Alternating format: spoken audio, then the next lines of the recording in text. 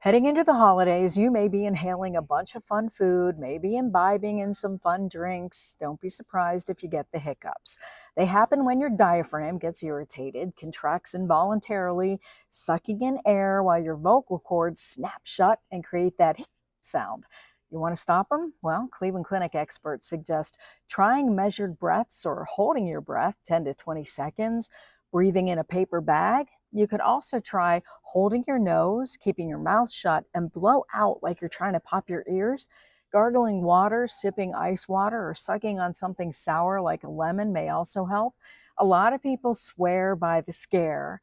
Also, they get into fetal position and find that helps. Most hiccups will go away on their own within minutes, but if they last several days, you need to see a doctor. It could signal something else. My personal favorite for getting rid of them: focusing on something else, like difficult trivia questions, such as what's the medical meaning of sigiltus?